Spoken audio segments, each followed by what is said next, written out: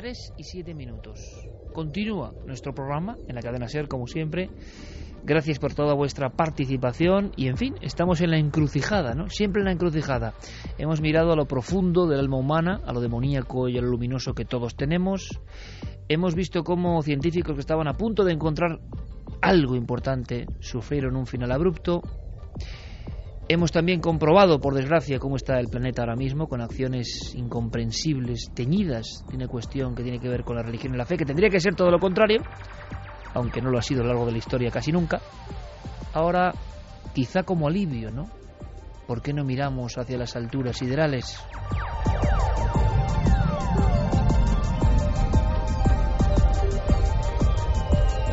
Vamos a hablar de un congreso. Ha ocurrido con mucha polémica en Estados Unidos. Se habla de extraterrestres, además por parte de personajes que os van a sorprender por su currículum. Y en el fondo, ¿qué queréis que os diga? Después de lo que hemos contado, después de toda esta densidad oscura, al final eso de buscar hermanos cósmicos resulta hasta un alivio.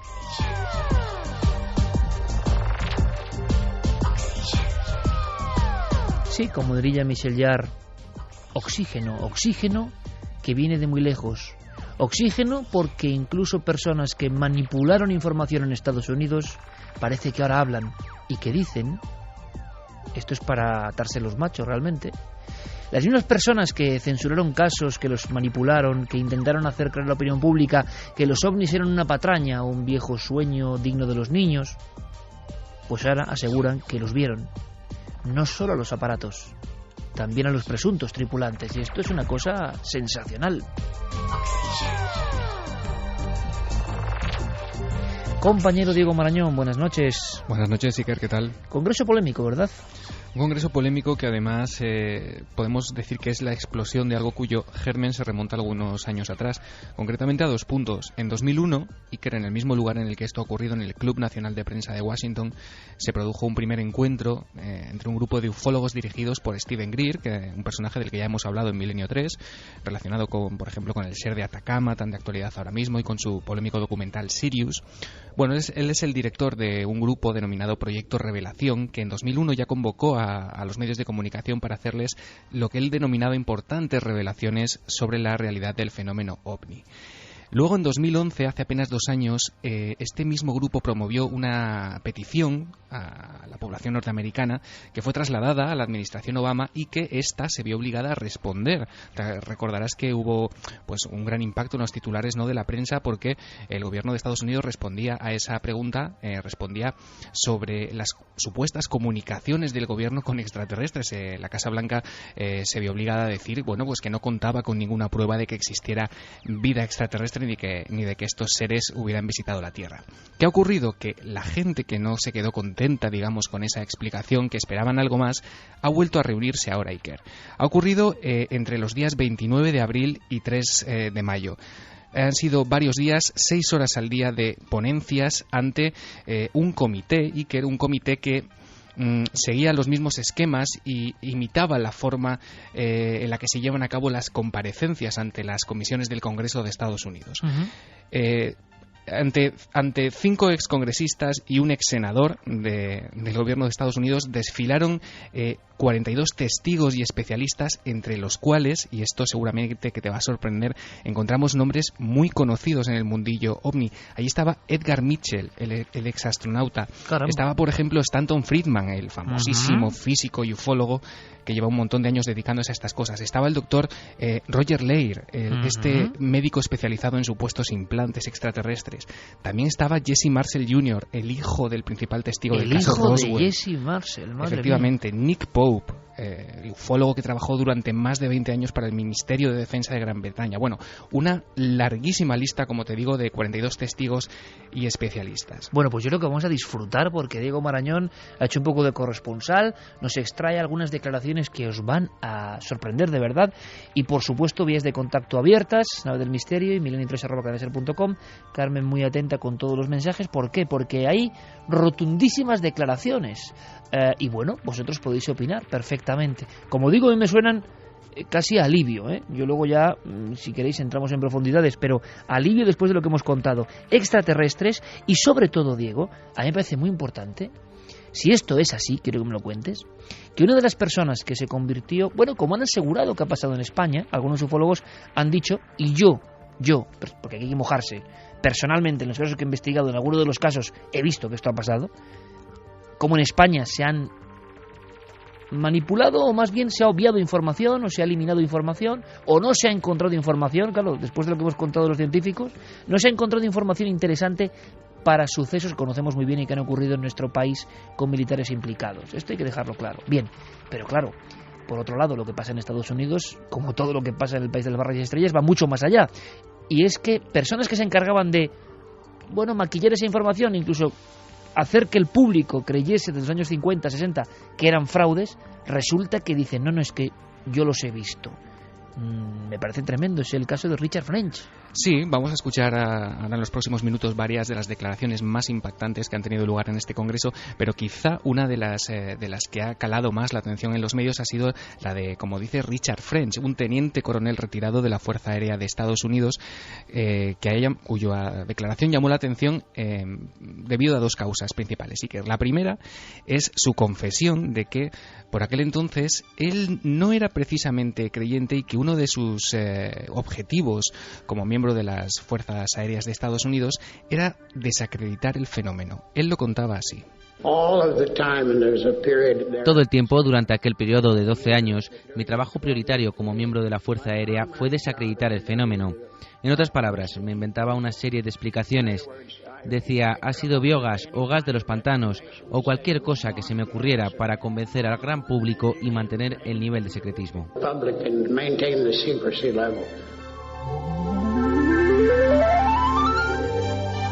Qué bonito, antes hablando de músicas precisamente con el 40 aniversario de Tubular Bells, yo le decía a Javier Sierra en el pequeño estudio de las músicas, de alguna forma, que nadie me vais a permitir esta nota nostálgica, pasarán años, décadas, nadie para mí ha puesto sonido a lo que debe ser el espacio, como lo hizo en el año 76 un creyente en los ovnis, Jean-Michel Jarre.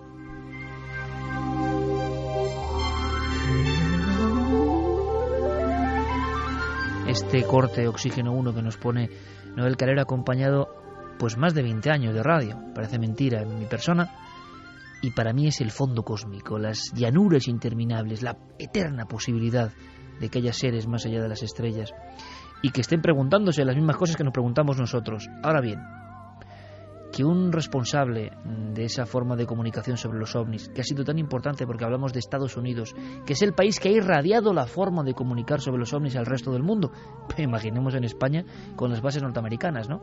Ordeno y mando sobre este tema, gas de los pantanos, luces provocadas por fenómenos naturales, incluso rayos en bola, todo esto que luego se ha adaptado, ¿no?, a diferentes casuísticas en diferentes países.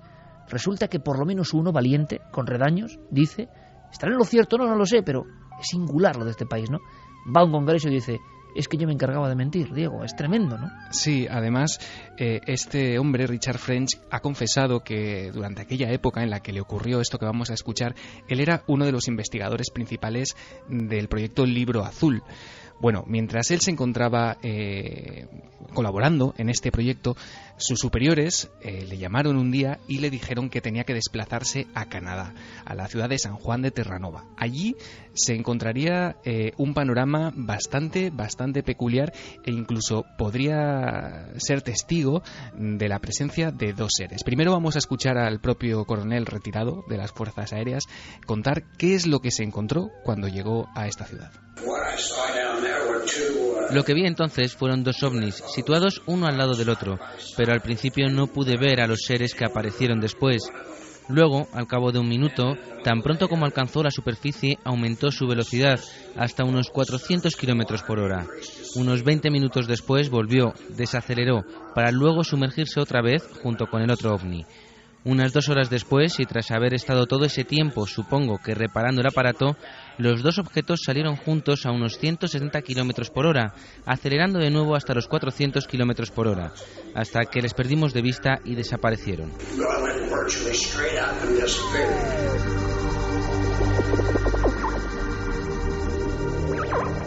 Seguimos en este vuelo cósmico. Es que esta persona, Diego, ha asegurado, sin rubor ninguno, que pudo ver no solo aparatos, sino seres. Sí, aparatos sumergidos en un lago a unos 20 metros de distancia. Él fue testigo de este espectáculo. Él los describe como naves de unos 5 metros y medio de diámetro que flotaban en aquel momento debajo de la superficie del agua y que, como hemos escuchado en un momento determinado, salieron de la superficie, emergieron y desaparecieron a gran velocidad.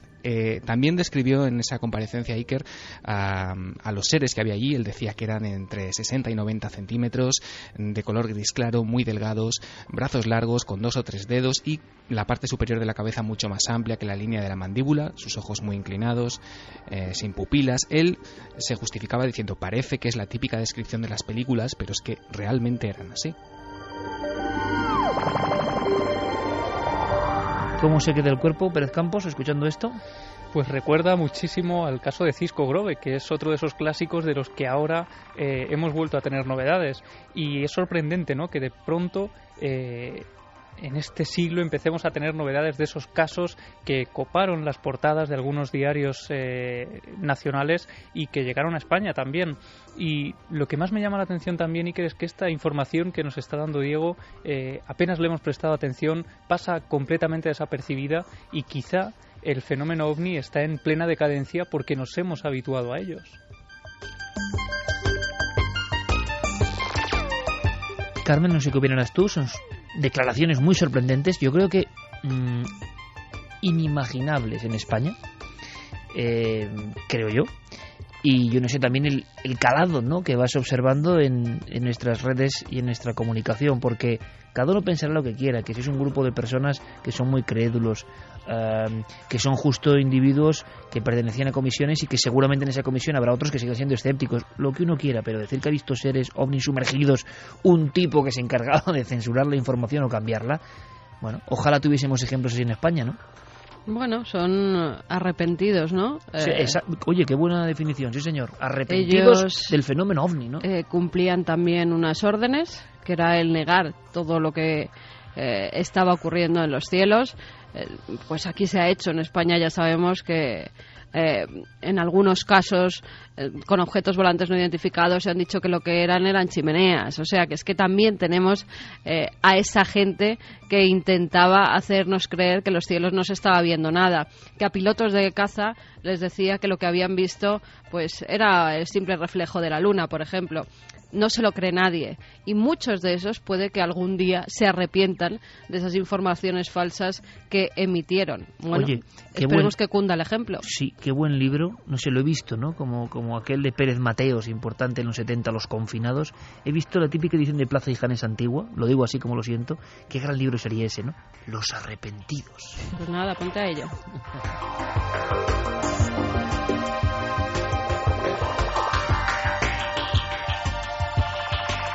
3 y 20 minutos, pero hay muchas más sorpresas. Luego iremos con mensajes, Iker, ¿no? Pasa una cosa, me recordaba a mí, este es en el fenómeno OVNI, pero también hemos tenido policías, por ejemplo, que cuando ya no están ejerciendo es cuando deciden hablar. Como nuestro amigo Negri y tantos otros, exactamente, ¿no? Ya no hay presión del puede cargo. Que también eso pase en España. Parece que se va abriendo un poco. Antes era imposible que contaran que unos policías casi sacan la pistola ante un fenómeno paranormal. Hoy en día ya se puede contar. Bueno, estamos aquí desde luego, ponemos el micrófono, a cualquier arrepentido que haya estado en nuestro país, porque... En fin, si hablásemos de lo que algunos sabemos, es decir, es evidente que ha ocurrido, ¿no? Pero sigamos con este congreso polémico, porque se mezcla de todo, imagino, ¿no? Pero nos interesa la declaración para que vosotros penséis libremente. Esto pasa en Estados Unidos, como apuntaba muy finamente Javier Pérez Campos, y qué poca atención, ¿no? Quizá porque no interesa. Más protagonistas, más, de alguna forma... rueda de prensa que vamos a examinar, Diego. Sí, fíjate, uno de los que arrancaron en más aplausos del público, que se ganaron a la audiencia porque, bueno, realmente ves los vídeos de sus intervenciones y tiene un don de gente impresionante, es el señor Mike Gravel, que es un ex senador demócrata. Él fue senador por Alaska entre 1969 y 1981. Fíjate de qué cargo estamos hablando, que incluso este hombre fue candidato a la presidencia de Estados Unidos en 2006. Madre mía. Él ponía honestamente en duda algunas de las afirmaciones que estaba escuchando, por lo increíble que le parecían, pero reconocía sentirse bastante preocupado e impactado por lo que allí se estaba diciendo. Lo escuchamos. Es el colmo de la arrogancia humana pensar que somos los únicos seres con conciencia en las galaxias. Eso es arrogancia humana en su peor sentido. Lo que me inquieta es, después de haber escuchado los testimonios de ustedes cuatro y de haber leído los informes que han preparado para esta audiencia, es la cuestión del secretismo en sí mismo. ¿Por qué es necesario este secretismo? Y les hago esta pregunta a todos ustedes. ¿Qué amenazas creen que existe para la seguridad nacional? ¿Qué acecha esa seguridad?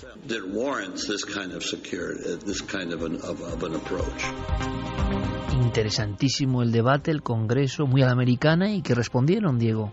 Bueno, pues uno de los que intentó dar alguna respuesta es ni más ni menos que el ex viceprimer ministro de Canadá y ex ministro de Defensa. Él estuvo sirviendo durante un total de 23 años en el gobierno de ese país, de Canadá.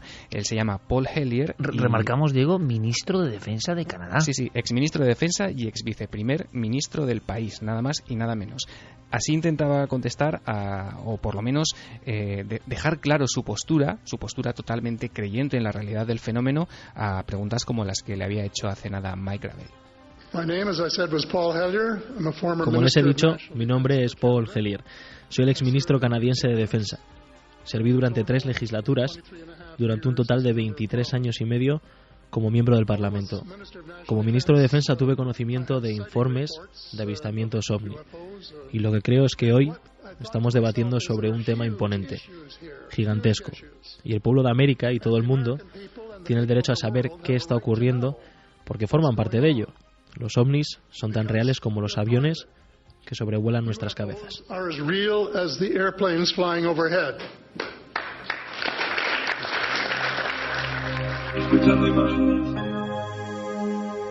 De verdad, de alguna forma, qué envidia sana, ¿no?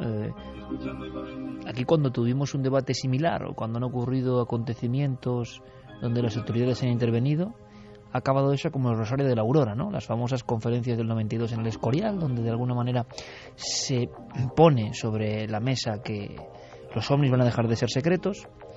Pero luego, bueno, ya contaremos esa parte de la historia, si no lo hemos contado ya, ¿no? La larga y extraña historia de los ovnis, el ejército y las autoridades españolas. Qué envidia, pues por la claridad y el intercambio de ideas, sean más delirantes, menos, más conspiranoicas, más oscurantistas. Último protagonista, Diego.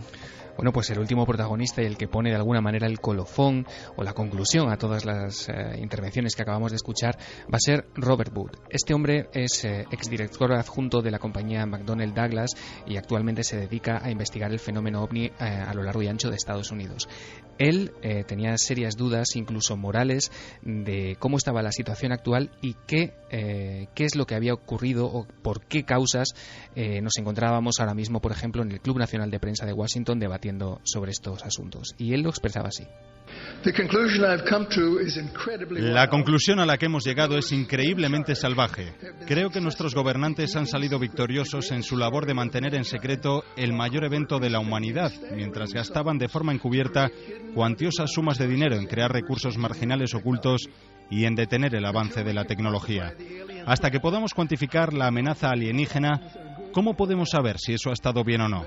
Esperemos, quizás con la ayuda de alguna raza extraterrestre y pacífica, que se haya hecho lo correcto. Creo que el pueblo americano se merece saber la verdad. Hemos pagado por ella.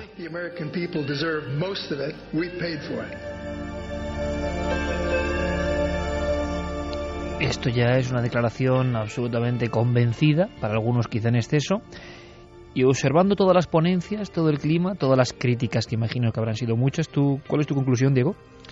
Bueno, pues que estamos ante un momento bastante decisivo, ¿no?, en la historia de los ovnis, por lo menos en Estados Unidos. Como dices, críticas ha habido, sobre todo porque los 5 excongresistas y el ex senador que se prestaron a participar en este evento organizado por Steven Greer lo hicieron cobrando $20,000 por 5 días.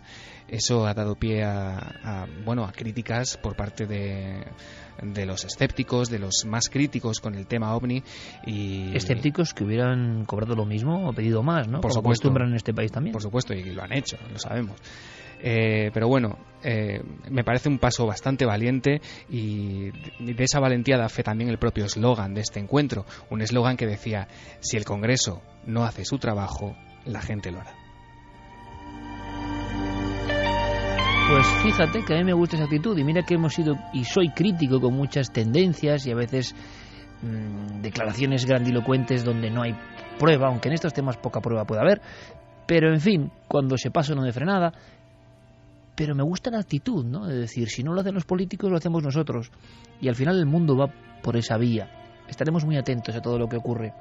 Quédate por allí, Diego, un abrazo, compañero. Hasta ahora.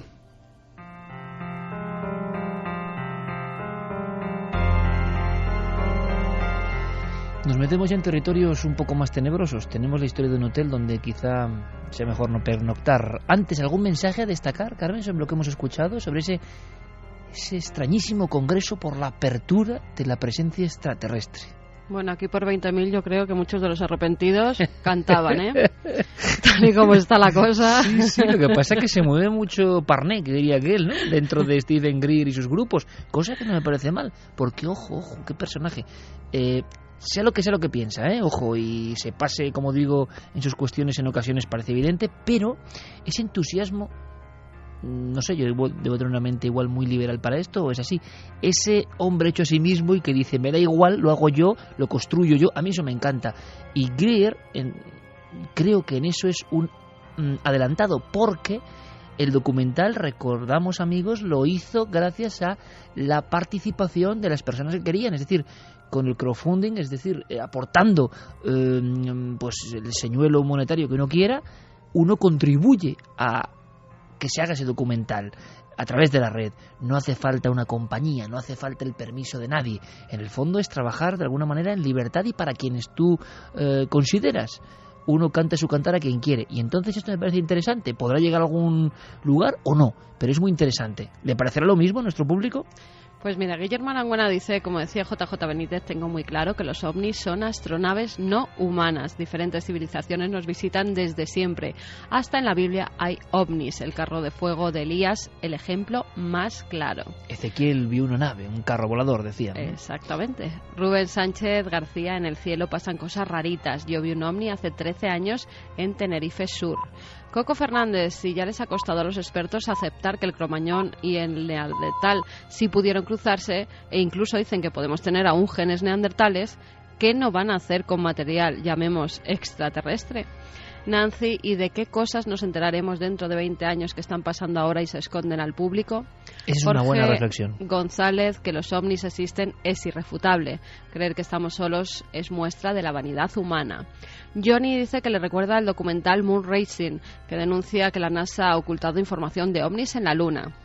Bubú, aunque nunca se sabe, quizás sigan con su trabajo de desinformación haciendo estas declaraciones. ¿Arrepentidos? Silian, las fuerzas aéreas siempre han ocultado información sobre sucesos extraños asociados a fenómenos paranormales. Y Daniel Polinario dice, creo que sí, se sabe más sobre estos seres, lo que pasa que hay algo que no interesa que se sepa. ¿Qué será? ¿Qué será? Eso nos preguntamos nosotros. Están muy conspiranoicos nuestros oyentes, pero como todo el en todos mundo. Los casos, porque con los vídeos que han salido sobre ese atentado que se ha producido en Londres, pues hay muchos que se creen que esas imágenes están manipuladas. ¿Ves? Estamos ya en el umbral que no creo que sea bueno para el pueblo, para todos nosotros, sinceramente se ha lo dicho digo. de todo, Pero el umbral de que nadie sabe que es verdad y que es mentira. Exacto. Es ya muy complicado, Es ya muy complicado porque es cuando puede empezar la manipulación de verdad. En las imágenes es verdad que desde algunas tomas no se ve la sangre que tenía que haber debajo del cadáver. Bueno, hay muchas cosas que para nuestros oyentes no casan en esos vídeos. Ahora también cuidado, yo lo digo por la higiene mental también, cuidado, así como muchas veces personas muy arriesgadas creo que sin darse cuenta en ocasiones tocan palos que son interesantes, cuidado porque también la deriva de no creer nada absolutamente, cosa que no me extraña viendo cómo están los poderes, ¿no? Pero no creer ya nada por naturaleza también puede hacer que nos pongamos unas orejeras y veamos cosas donde no hay, ¿no? Claro, ¿dónde está el término medio? Es difícil manejarse hoy en día porque todos sabemos que todo se puede manipular. Así que el panorama de juego es que no se parece a nada de lo que ha habido a lo largo de la historia. Por eso todas las personas ya dudan. Algunos no dudan nunca, esa gente sí que es peligrosa, los que no dudan nunca y creen que la verdad está ahí, pero, sea cual sea su verdad, pero los que también dudan de todo, acaba siendo eso una paranoia que hacia dónde conduce, ¿no? En fin, este es el terreno de juego, y en el terreno de juego a veces surgen historias dignas de otro tiempo. ¿Habéis oído hablar del Hotel 33? Nunca mejor dicho, lo que ha contado la Carmen es ejemplo que vale perfectamente, que tiñe esta historia también. ¿Dónde acaba la ficción? ¿Dónde empieza la verdad? Pues se sabe poco de esa franja que divide esta historia entre la realidad y la ficción. Y nos llega y se convierte de pronto en noticia, a pesar de tener más de 50 años, porque Nicolas Cage, siempre ávido de misterio y una persona que fija su mirada en historias que nos interesan a nosotros, pues lo ha vuelto a hacer. Ha fijado en este caso su atención en un caso mítico que ocurre en Estados Unidos, en la zona de Pensilvania, en la localidad de Williamsport, y que es desde luego, de ser cierto, uno de los grandes enigmas de esos misterios norteamericanos. O sea que tú también tienes tus dudas, ¿no? Sí, yo tengo mis dudas y muchísima gente tiene sus propias dudas, y ahora vamos a ir contando por qué. Me parece interesante porque no es que digamos que esto sea real o no, sino que está en el umbral. Hay personas en la red, y incluso policías, que dicen que esto es verdad, y otros que están ahí diciendo que esto es una especie de manipulación. Vamos a ver qué opináis. Para algunos es, de hecho, una forma de marketing viral extremo, y ahora comentaremos por qué. Pero, desde luego, hay también agentes de policía de la localidad interesadísimos en todo este asunto. La historia Iker empieza en el año 53. El 8 de mayo de 1953 se abre en esa localidad, en Williamsport, uno de los hoteles más lujosos de la época. Se lo bautizan como el Gran Hotel, y en la noche de apertura, en la noche en la que permiten el acceso a varios vecinos de localidades cercanas para hacer una gran fiesta de apertura, lo hacen a través de unas invitaciones. Es una fiesta privada, se permite el acceso a 32 personas, entre la gente que está allí trabajando y los huéspedes que van a pernoctar en esa primera noche de apertura del Gran Hotel. Y bueno, todo pasa con absoluta normalidad, con absoluta tranquilidad, con la calma de una fiesta a las afueras de Williamsport. Lo que ocurre es que a la mañana siguiente, cuando empiezan a llegar algunos medios de comunicación, nuevos huéspedes que quieren alojarse en el hotel una vez que ya se ha abierto oficialmente, al llegar a la recepción descubren que no hay absolutamente nadie. Empiezan a circular por algunas de las habitaciones, a llamar a las puertas, incluso algunos familiares de las personas que pernoctaban allí aquella noche, y descubren que no hay absolutamente nadie. El hotel está completamente vacío.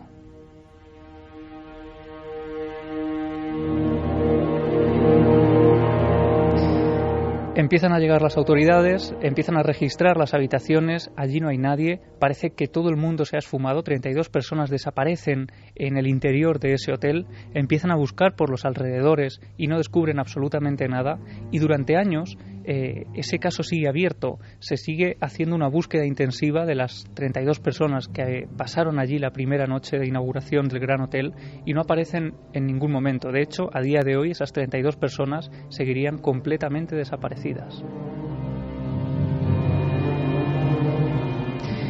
Como decíamos, hay personas, hay autoridades que están investigando el tema todavía hoy. Por supuesto, desde el día siguiente a la inauguración es una especie de lugar maldito, ¿no? Porque automáticamente se precinta, se cierra, no se permite que nadie vuelva a entrar a ese hotel porque no se saben las causas de esas desapariciones. ¿Tuvo solo un día de actividad? Solo un día, solo duró un día. Esa apertura, por supuesto, apareció en algunos medios locales y, como decía, hay algunas autoridades, James McCarthy en este caso, un policía de Williamsport que todavía hoy sigue investigando el caso. Si quieres, vamos a escuchar lo que cuenta de esa primera desaparición. En ese momento desaparecieron 32 personas. Nunca se les ha vuelto a ver. Desde entonces la leyenda se conoce como la del Hotel 32. Lo que ocurrió es inexplicable, el paradero sigue siendo desconocido y el caso por las personas desaparecidas sigue abierto.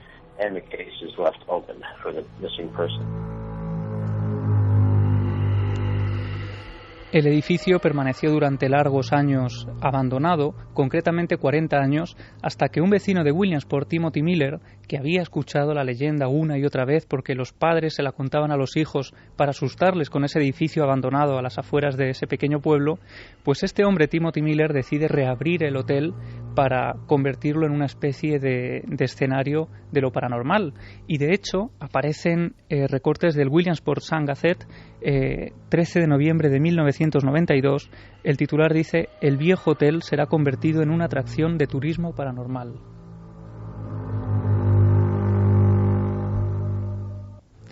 Una vez más, el edificio es rehabilitado, se conserva la estructura, pero se amuebla en el interior, se colocan televisores, se vuelve a hacer una especie de sitio adecuando el lujo al momento de la época, pero jugando también con la leyenda negra que arrastraba el lugar.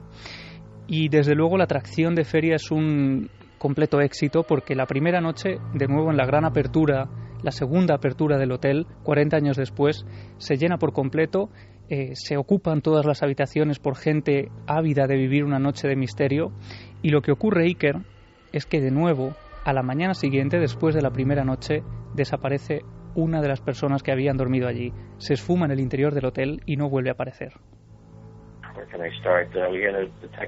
Él estaba entrevistando a uno de los sospechosos en relación a esta desaparición misteriosa.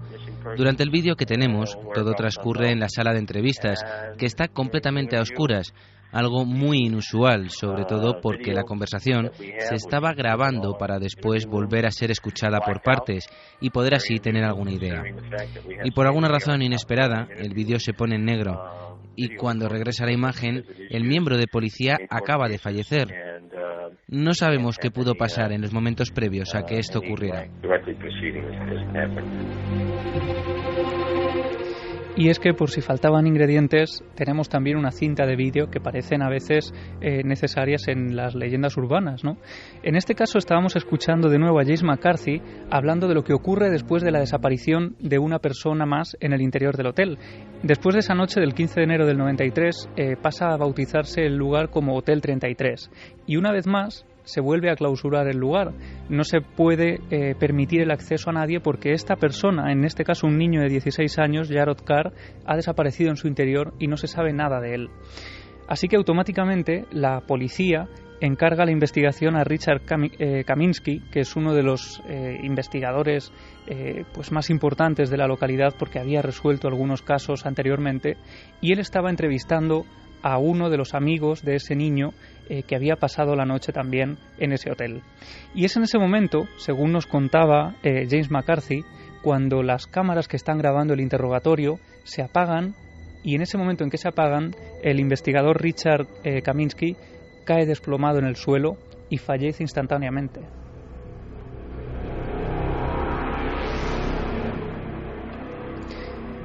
Y como si fuera fruto de una maldición, a los pocos meses de esa nueva muerte y de esa nueva desaparición, porque el caso sigue abierto, según nos contaba James McCarthy, o según él hacía público, según esas investigaciones que él está llevando a cabo.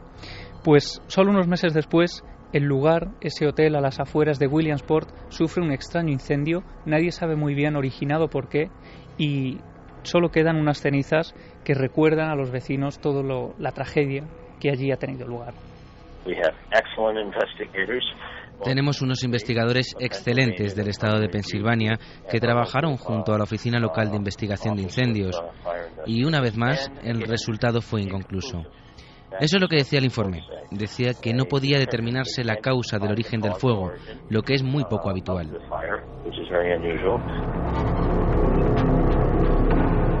3:41, nunca había escuchado esta historia. ¿Queda alguna declaración más, algún documento más, para cerrar un caso que luego veremos, imagino que tiene diferentes caras y posibilidades, ¿no? Sí, es que James McCarthy, este miembro de las autoridades, se ha dedicado a investigar el tema a fondo, y según él cuenta, existen esos documentos, existen esas grabaciones que no pueden hacerse públicas, pero que se encontraron en una mudanza a un nuevo edificio de policía, una nueva comisaría. Y él nos cuenta que en ese periodo, antes del incendio y después de la segunda desaparición, hubo también un hecho luctuoso que de alguna forma preocupó a la localidad de Williamsport. Estaban jugando en el hotel y haciendo gamberradas, rompiendo ventanas. Cuando volvieron no había pasado ni una semana cuando los dos chicos murieron en un accidente de barco.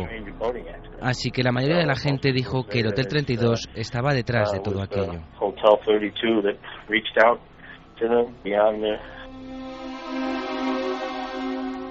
Y ahora imagino que las personas que cuentan que esto es una realidad, por eso interesa a Nicolas Cage, y otros imagino que hablan de generar ya, y esto empieza a ponerse de moda y también es complicado, una especie de caldo de cultivo pues para llamar la atención sobre esta historia antes de que se filme incluso.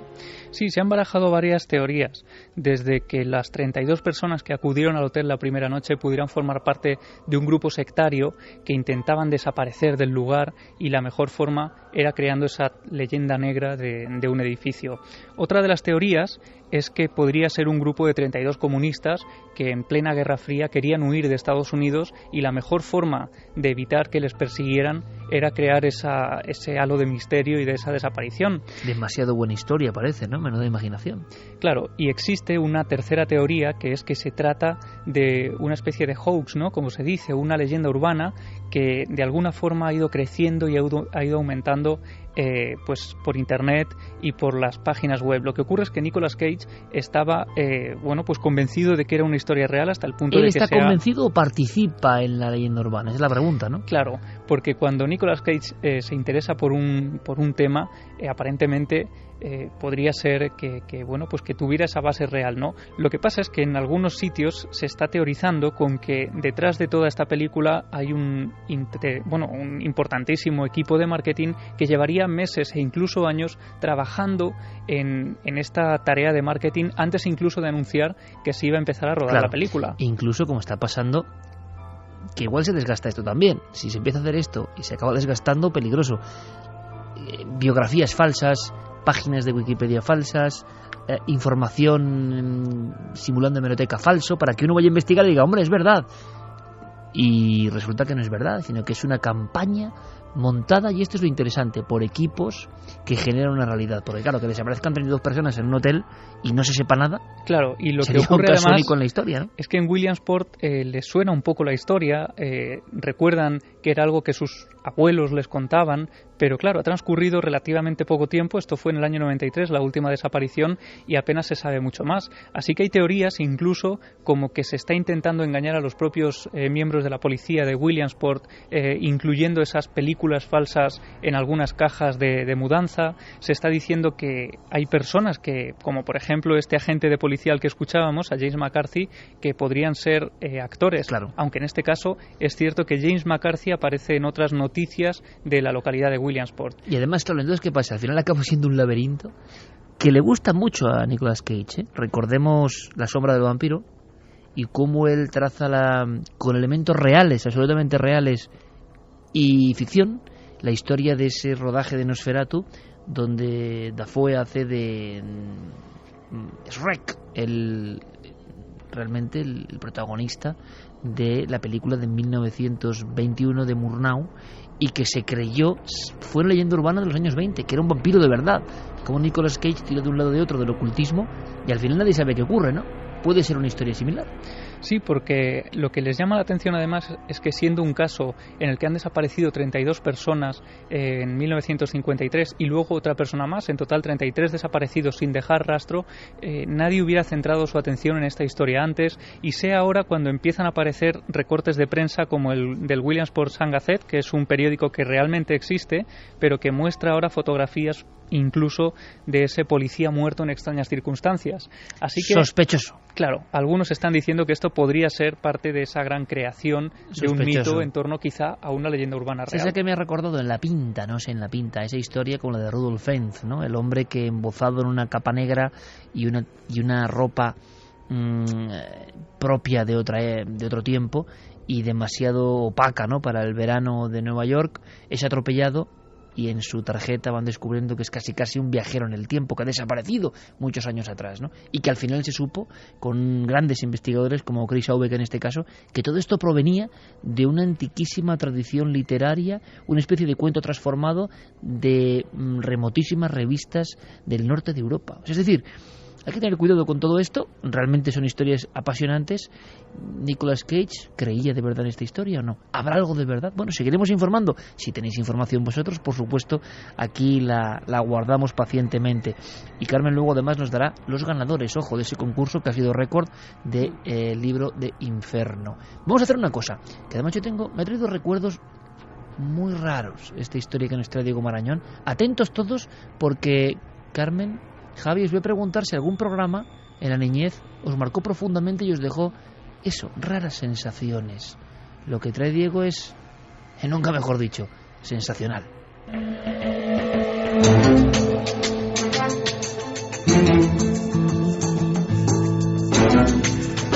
Luego tengo yo aquí una sorpresa musical que le he pedido a Fermín.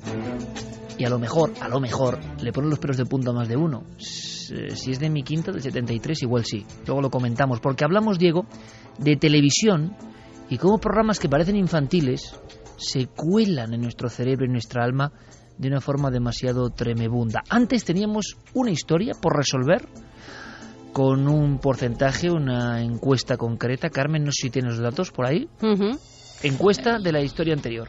Sí, la historia bronceado en su punto, como sí. Nos comentará. Disolverse Diego. las entrañas a base de rayos uva. Sí, por darse tantos, por ir a una boda, ¿no? Por sí. estar tan guapa, pues al final se murió. Sí.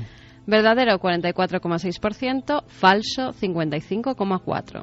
¿Qué dijo Noel Calero? Noel Calero no dijo nada, ¿no? Sí. Falso. ¿Diego? No, el Calero ha acertado. ¡Ha acertado! Resuenen las campanas. Sube la música, Noel. Sube la música. Haciendo el símbolo de la victoria, porque era preocupante. Bueno, ya van 3. En internet incluso se ha difundido, ¿no? Que Noel ya es una especie de mito. Hay gente que cree que no existe, repito. Y claro, 3 de 38 ya, o de 3 de 39, pues no está mal. No está mal. Va a la estadística.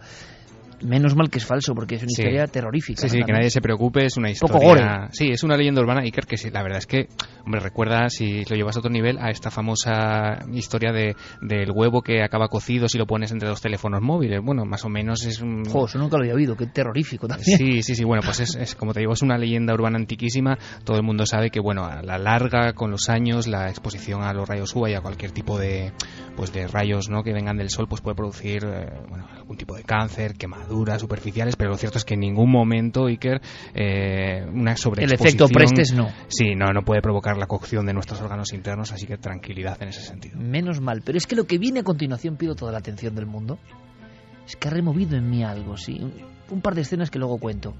Es una historia de un programa de los años 70, no podía ser de otra forma, ¿no? Sí, es un programa curioso, Iker, y además se hizo popular no en los años 70, como verás ahora, sino mucho más cerca en el tiempo. Yo no sé si tú tienes algún programa de televisión que recuerdes y que tenga esa capacidad, ¿no?, de que te haya marcado. Sí, luego lo voy a contar después de tu historia, porque bien. Terrorífico. Bueno, pues horrible. Horrible no, porque eran grandes profesionales, pero a mí me marcó. Vale, ahora me lo cuentas. Uno de esos programas en Estados Unidos se llamó Candle Cove, es decir, la ensenada de la vela o algo así. Se supone que era un show de marionetas que, según cuentan, se emitió en Estados Unidos a principio de la década de los 70. Marionetas chungas, ¿no? Marionetas extrañas, como de poca calidad, y que nadie acababa de recordar exactamente de qué iba la historia. Alguna gente empezó a preguntar por ello en internet, en foros, y a partir de ahí la historia fue tomando algunos datos de aquí, otros datos de allá, y bueno, unas décadas después, como te digo, sin quererlo, los fans del programa consiguieron recordar algunas características. Por ejemplo, tenemos el corte de una de aquellas personas que recordaba algunos vagos datos. Pero una cosa antes de escuchar el corte. Sí. Fermín Agustí, oyendo el corte, me decía, atención a la sintonía. Terrible sintonía de voces infantiles. Cuando las voces infantiles intentan ser amigas y dan una sensación que es todo lo contrario. Does anybody remember Candle Cove? ¿Alguien tiene algún recuerdo de Candle Cove, un programa infantil?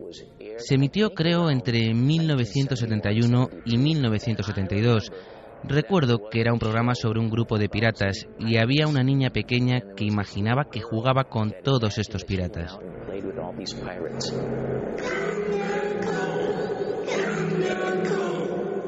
Recuerdo que había un personaje realmente terrorífico, una especie de esqueleto, una marioneta a la que llamaban el señor Arrancapiel. ¿Por qué permitían emitir un programa como este para niños a las 4 de la tarde?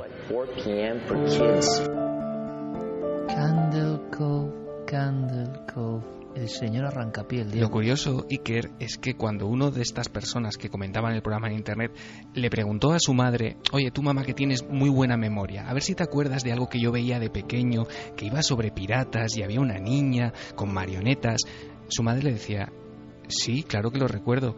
Y desde entonces creo que tienes mucha imaginación, porque cuando tú a mí de pequeñito me decías que estabas viendo ese programa en la televisión, lo único que se veía en la tele era estática. O sea que no se veía nada, que no se veía nada, solamente lo veían al parecer los niños en un canal del que nunca más se volvió a saber. Un canal que emitía directamente al cerebro de alguna forma, ¿no? Y muchos niños tenían esa especie de fantasía. Madre mía, Candle Cove. Bueno, seguiremos la investigación. ¿Será verdad o no? A ver si me recordáis, si hacemos la prueba con Noel, pero cuando esté la gráfica, ¿vale? La semana que viene, viendo las respuestas, pues Noel sobre ellas, que recuerde bien la historia. Ah, mira, esto es un nuevo giro de tuerca. Te gusta, ¿no? Otra vuelta de tuerca. Dando la clasificación o los votos con los datos empíricos sobre la mesa, pues luego ya nuestro oráculo a ver qué dice, porque ya va acertando y entonces ya no sé. Yo tenía una sorpresa, Diego. A ver. Años 80 principios. Una imagen para mí espantosa. Una especie de títeres que según cómo se mire dan miedo. Un ser cabezudo, verde. 2 niños en una cueva hablando como en un idioma que parece extraterrestre, que da mucho miedo. Y estaban contando, yo no lo supe hasta mucho tiempo después, la historia mítica, rara, de los niños de Banjos, ¿os acordáis? En un pueblo español, supuestamente Banjos, toda una investigación. Niños verdes. Exacto, que en el fondo viene de la Inglaterra medieval.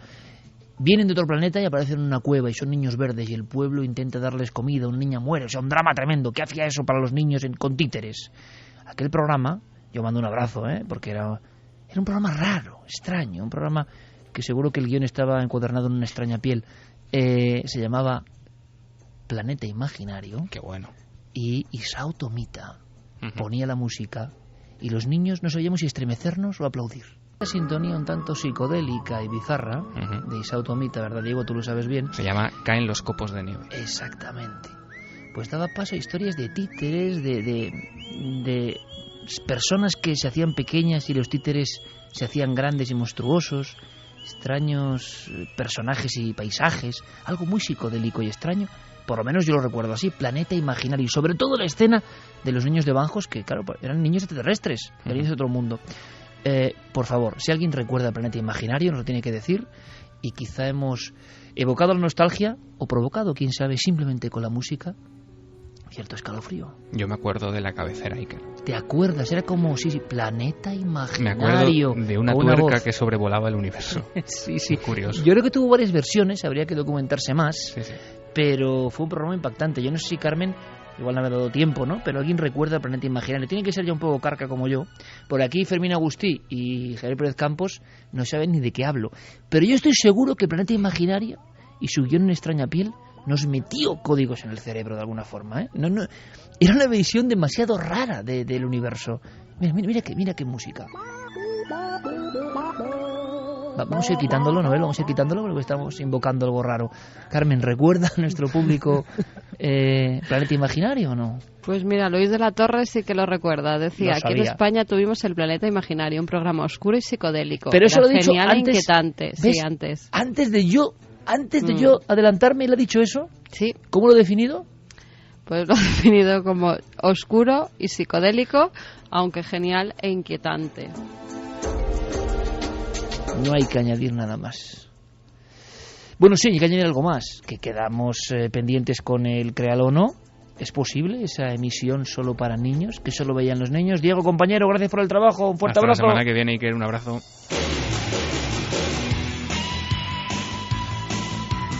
¿Tú tienes algún programa que te marcara de esa forma, Carmen? Pues La bola de cristal. Sí, hombre, pero la bola de cristal tenía cosas buenas, ¿no? Era un poco rara también, pero tenía cosas buenas, ¿no? Esto Hombre, era como una bola de una cristal bruja que era mucho más bizarra. Una bruja un tanto extraña y psicodélica también, y que decía cosas raras, y a ver, salían muñecos. Hazme caso, nada que ver. O sea, tú no has visto Planeta Imaginario, ¿verdad? Yo no, Ya, por eso mi mente no está como la tuya. Por eso, tú te salvaste. No, yo sé que no es lo mismo. ¿Tú, Javi? Pues a ese nivel no, yo recuerdo algunas que estaban hechas adrede para traumatizar a los niños, como la serie de Pesadillas. Era una serie en la que cada vez le pasaba algo terrible a un grupo de niños, y había una que un niño se compraba una máscara de Halloween, se la ponía un día, no pasaba nada, pero al segundo día no podía despegársela de la cara y empezaban a salir gusanos de las cuencas de los ojos. Pero hay una cosa peor en el terror, que es cuando no se quiere dar terror. Que tengo que dar los ganadores. Venga, vamos allá. Venga, que os enrolláis. Vamos con los ganadores de Inferno. La pregunta era ¿cuál es el objeto más preciado para Robert Langdon? La pluma que le regaló su abuelo, el reloj de Mickey Mouse o su jersey de la Universidad de Harvard. Pues es el reloj de Mickey Mouse, como todos los seguidores de Dan Brown sabrán. Nos los decía ganadores, Fermín que había casi 3.000 ganadores. 2.813 en concreto. Madre mía. Ganadores: María Teresa Pino Montes de Barcelona, David Esquinas Sánchez de Laurín el Grande en Málaga. Acertantes. Y Jaime Sanz Ordóñez de Coslada en Madrid. Esos son los ganadores de ese libro de Inferno. Venga, vamos con último minuto de mensajes.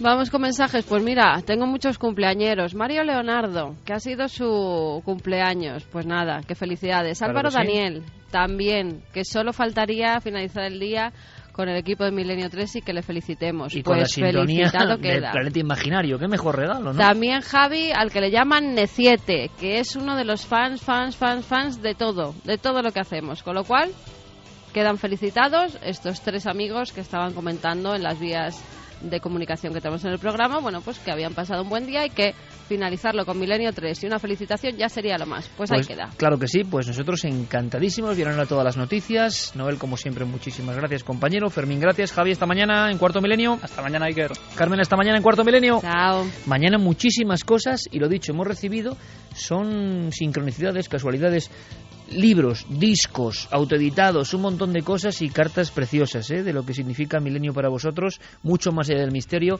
Y la verdad es que también para nosotros, mira, no es mi cumpleaños, pero es un premio llegar a la radio y encontrar frases tan bonitas y tan llenas de ánimo y de fe milenaria un poco, ¿no?, que hace mucha falta hoy en día. Que paséis, claro que sí, una feliz semana. Escuchad, porque esto que pone en el calero es AO, el último neandertal, la película, la historia, en Francia, del último niño de su especie, los neandertales. Cuando lo escucho a veces me pregunto cómo cantarían realmente, si es que cantaban. ¿Hablaban? ¿Qué sentimientos tenían? ¿Soñaban? Esos niños solitarios que muchas veces han aparecido en lugares sin nombre, lugares que han sido bautizados precisamente por el hallazgo de un esqueleto, un pequeño trozo de cráneo, una mano. Esas cosas espúreas, esas cosas escarbadas por los arqueólogos, de repente han dado casi nominación a todo un entorno donde casi nadie pasaba antes. Y eso ha ocurrido en toda Europa. Pero veréis, ninguna historia quizá tan extraña y tan oscura, y yo creo que tan triste como la de Orce. Esta misma semana Orce era noticia, y yo os voy a contar por qué. Un diente de leche. Algo tan aparentemente insignificante que cambiaría la historia. Una pequeña pieza de un niño o una niña entre 8 y 10 años. Y una vez más uno piensa, yendo más allá del objeto, ¿cómo sería aquel niño o aquella niña? ¿Qué pensó? ¿Por qué encontró la muerte en ese sitio? ¿Cuál fue su último pensamiento? ¿Tenía frío? ¿Tenía hambre? ¿Era feliz? ¿Le atacó alguna fiera? Eran hombres y mujeres que en esas capas del tiempo, en España por ejemplo, se les veían con impresionantes felinos.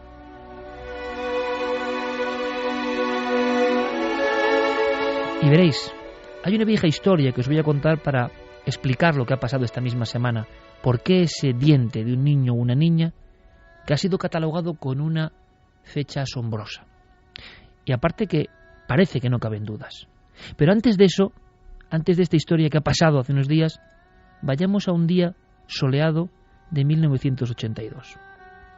Hay un hombre que da clase de ciencias en varios institutos, paleontólogo vocacional absolutamente, apasionado, José Gibert. Un hombre que pasó también a formar parte de una extraña polémica. En 1976 él descubre un lugar prácticamente abrasado por el eterno sol de Granada, la Venta Micena. Y allí, investigando, pasando muchas horas, sin ayuda de nada ni de nadie, ese arqueólogo, a caballo en un principio entre la pura afición y la profesión, ese hombre que nada más salía de clase se marchaba directamente a ver si encontraba extraños restos. Hubo un día, como digo, por el mediodía, que en 1982, en plena canícula, encuentra un pequeño trozo parecido a una galleta de hueso. Esa galleta de hueso, en verdad, era una fontanela. La zona circular del cráneo, todavía casi medio formado, de un niño de unos 4 o 5 años. De inmediato, después de analizarla con investigadores como el doctor Campillo, una eminencia en el estudio craneal de los niños, supieron que aquello tenía que ser la cabeza de un niño, lo que quedaba de la cabeza de un niño. Le llamaron el cráneo infantil de Orce.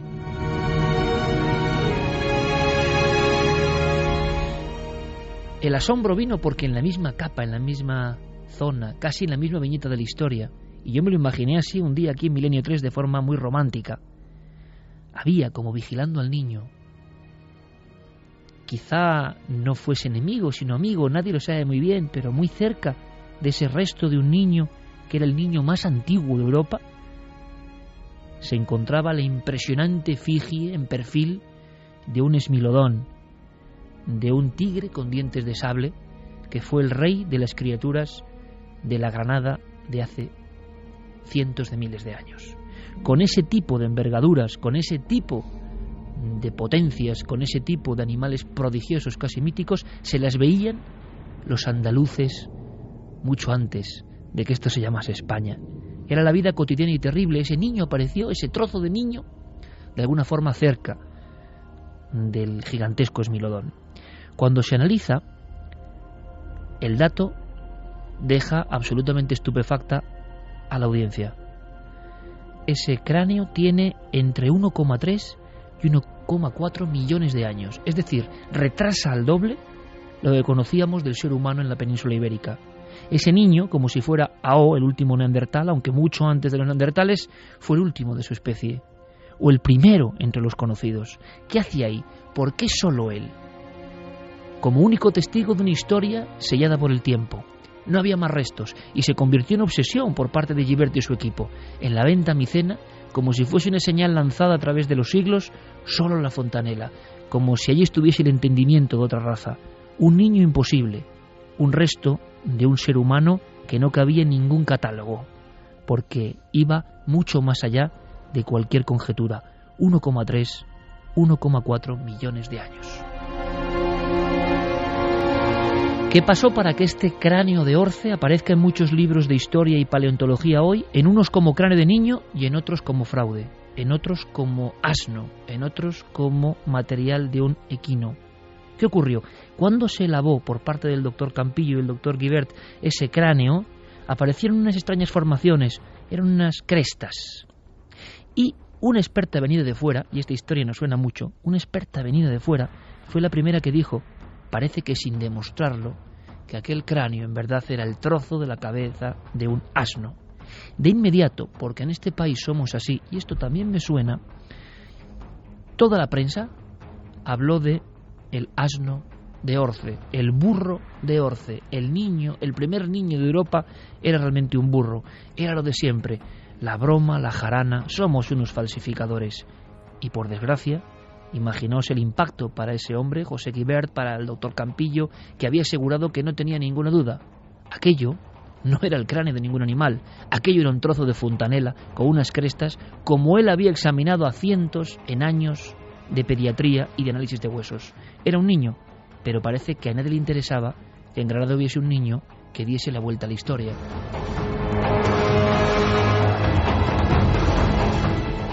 Tan es así que toda la prensa y muchos especialistas hicieron caso a los especialistas, valga la redundancia, ingleses, los que dijeron que aquello era el cráneo de un animal, que España seguía en las catacumbas de la investigación, de alguna forma, que era un trágico error.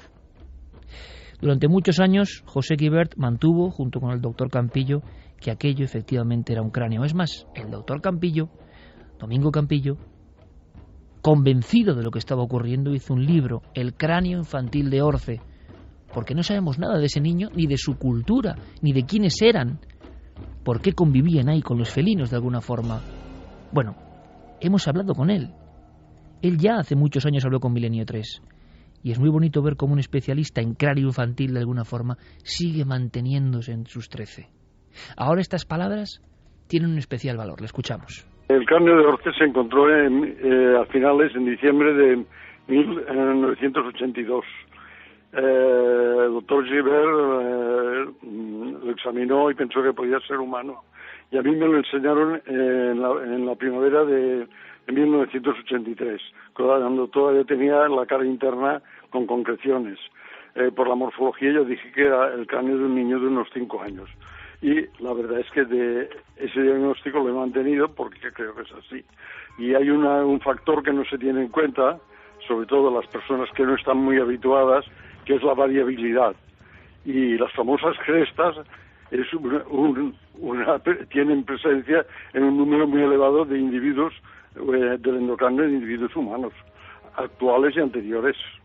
O sea que y la curvatura del cráneo es imposible que pertenezca a un caballo. Bien, entonces, ¿qué pasó? ¿Qué ocurrió? Que estaba demasiado profundo, que estaba en una capa imposible, que había que reescribir la historia. Así, unos creyeron en el cráneo de Orce y aparecen en enciclopedias, como digo, como el primer humano, niño humano, solitario niño humano, perdido en la Venta Micena, antes que cualquier otro. El primero, de alguna forma, de nuestros parientes más lejanos. Y sin embargo, muchos otros, mayoría hay que decirlo, catalogan esta misma pieza, esta fontanela, como asno, error, fraude. Se descubre de alguna forma Atapuerca, los increíbles hallazgos indudables, que son la mitad de antiguos, de alguna forma los más importantes que lo de Venta Micena. Pasa el tiempo. El profesor Guibert muere. Lo último que hace es un libro para niños. ¿Quiere ser paleontólogo? Que alguien haga un libro así, como libro póstumo, dice mucho. Cuando muere su familia, después de incinerarle, como si fuese un viejo rito de los antiguos pobladores de la Venta Micena, esparcen sus cenizas en el lugar donde apareció la enigmática fontanela, como esperando que alguien les hiciese justicia, como mirando hacia el cielo y aguardando algún tipo de solución para aquella pieza, como tantas otras veces, que fue gloria y también miseria y preocupación para el arqueólogo, el paleontólogo que un día del 82 se la encontró. Parece que esa pieza le estaba esperando de alguna manera para cruzarse en su camino. ¿Qué ha pasado esta semana? Esta semana resulta que al lado de la Venta Micena, en un lugar llamado Barranco León, dentro de Orce, en el mismo yacimiento de alguna forma, ha aparecido un diente. Os lo decía, un diente de leche. Lo ha publicado la principal revista, el Journal of Human Evolution, más prestigiosa de la paleontología. Hablan de él como el registro paleobiológico más importante de Europa. ¿Es un niño o una niña? No se puede saber. Es un diente de leche. Edad, 1,4 millones de años. Es decir, ese diente pertenece a un niño como el de la fontanela. Pero nadie hizo caso de esa otra investigación. Absolutamente nadie importante en nuestro país, desde luego. Es más, los investigadores que ahora han descubierto el diente dicen que lo otro es otra cosa. Es decir, sigue el malditismo en torno a la fontanela. Qué curioso que apenas a unos metros se descubra otro resto y tenga la misma asombrosa cronología, 1,4 millones de años. Y uno piensa que quizá el profesor Guibert, que era un hombre entusiasta, que igual no tenía los contactos que tenía que tener, se encontró la pieza inesperada y como la tenía él, la examinaba él, la mostraba él, como tantas otras veces, no le hicieron caso. Y yo tengo que decirlo, me recuerda mucho esta historia a la de Marcelino Sáenz de Sautuola en Altamira, Descubrió una cueva por su intuición, por su pasión. Quiso dar el conocimiento a su propio país. Fue la propia vecindad y los propios investigadores locales los que le atacaron y le llamaron farsante. Y después de muerto, fueron los franceses los que dijeron: usted tenía razón. Nadie ha dado la razón a este hombre que descubrió la fontanela de ese niño sin nombre en la Venta Micena. Pero curiosamente, como si la historia se repitiese, injusta y dramáticamente, ese otro resto, quién sabe si del mismo niño, aparece poco más allá. No estaría quizá tan loco. A lo mejor tenía razón ese investigador que hoy yace en ese lugar absolutamente agreste, la Venta Micena. ¿Qué pasó en Orce? Ya nadie puede discutir que eso que parecía herejía puede ser una verdad. Niños, hace casi 1,5 millones de años, convivían con las bestias, soñaban, miraban a las estrellas, cazaban, amaban. La increíble historia, no mucho más allá, simplemente en ese pequeño lugar de Granada. Le preguntábamos, por supuesto, al doctor Domènech Campillo, hay que imaginarlo, bata blanca, examinando el extraño cráneo y diciéndole sin dudar a José Guibert, sudoroso, que se lo trae: no tengas dudas, he visto cientos como este, es el cráneo de un niño. Imaginamos a José Guibert casi sin creerlo, pero es que parece que tiene 1,5 millones de años. ¿Qué dice ahora Domènech Campillo? Casi le dábamos nosotros, nuestro compañero Fermín Agustí, la noticia de que en ese yacimiento, en ese entorno, un diente de la misma edad imposible. Esto nos contestaba. Ahora que han encontrado un diente, lo raro es que no salieran más piezas de homínido si se excavara, pero es que en Orce interrumpieron las excavaciones y ahora han empezado, y ahora dicen que han encontrado piezas de huesos fracturados de cráneo, ¿no? Las diáfisis o huesos largos, que es típico. O sea que, bueno, pues si se han encontrado huesos, pues es que había humanos. Y se han encontrado también piedras trabajadas, como se hacen los homínidos antiguos, pues lo normal es que aparezcan restos humanos. Conclusión rápida y sencilla, agradeciéndole al doctor Campillo su disposición como hace ya 6 o 7 años, cuando hablábamos de Orce como gran misterio. La primera, que ahí tuvo que pasar algo asombroso y que habrá que descubrirlo. La segunda, que no tenemos ni idea de nuestro propio pasado, y conforme más cercano es, peor. Y hay una tercera, sí, que somos un país sin remedio. La portada del Papus, por ejemplo, fue un burro diciendo: el hombre de Orce es este, y haciéndolo hazme reír, porque esa revista con esa portada tuvo una difusión internacional. Los propios arqueólogos se reían. Vaya broma. Igual ahora alguno se está arrepintiendo, porque allí había, efectivamente, como decía Guibert, aunque su trozo de cráneo incluso no fuese verdadero, como él dijo y creyó hasta el final, hasta que se convirtió en ceniza, allí, en su sepulcro, había seres anteriores a cualquier otro en Europa, y no se equivocaba.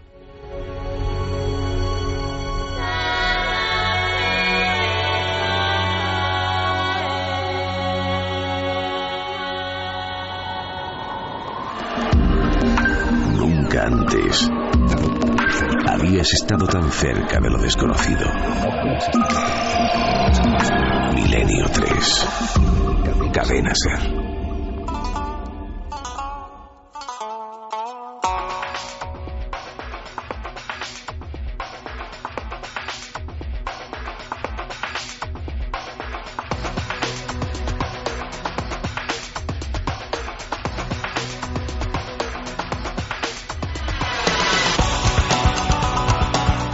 Vamos con mensajes de nuestros oyentes. Clarence dice: hay tantísimo genio y descubridor ninguneado que realmente nos estamos perdiendo muchísimo a favor de unos pocos aprovechados. Cancela: me parece increíble que se pueda confundir el cráneo de un burro con el de un homínido. ¿Es que se parecen en algo? Esther García: ¿qué le pasaría por la mente a esos niños primitivos que morían solos en las cuevas? Tiene que ser muy duro. Sara dice: eso lo estudié el año pasado. La profesora de la facultad decía que no era real, solo un trozo de hueso de caballo. Mira, nos escribía Luis Miguel, iba escuchando la noticia de ese hoyo en Estados Unidos y que el chico que había fallecido al producirse un hoyo sobre su cama, que lo ha engullido, provocado con casi toda seguridad su muerte. Vosotros tomabais esto como algo digno de novela de terror. Bien, pues quizá esto no sea tan irreal como parece, ya que a mí estuvo a punto de pasarme. fue ya hace muchos años. Al levantarme, mi madre acudió a mí entre lágrimas, levantándome a toda prisa. Durante el transcurso de la noche, y sin darnos cuenta, a solo 2 metros de mi casa se había producido una abertura de unos 3 metros de circunferencia. No perfecta, pero sí bastante marcada. En definitiva, estuve solo a unos metros de ser víctima del mismo suceso, ya que mi habitación colindaba justamente con la pared de la casa en donde se produjo ese suceso. Fue en Hoyo de Belmez. El sitio se llama Hoyo de Belmez. Hoyo de Belmez. Bueno, dice que es un nombre profético pueblo también. de gran tradición minera.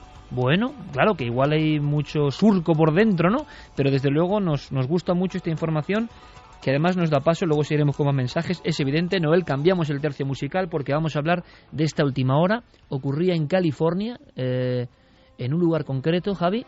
Sí, ocurría en Florida, Florida, perdón, me he equivocado yo.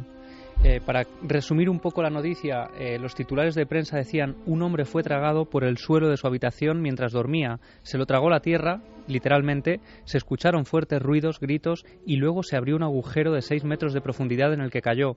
Todavía no pudieron dar con su paradero. Escuchamos algunos documentos antes de saber la última hora. ¿Te parece, Javi? Sí, vamos a escuchar a Jeremy Bash, que es el hermano de esta persona que aún sigue sin haberse encontrado. En paradero desconocido ahora mismo, en algún punto en del las entrañas subsuelo. de la tierra, porque además ese hoyo va haciéndose cada vez más y más profundo. Se habló de un hoyo de 6 metros de profundidad. Ahora se habla de 10 metros y va aumentando poco a poco. Bueno, y si fuesen esas distancias, claro, hay que ver el golpe.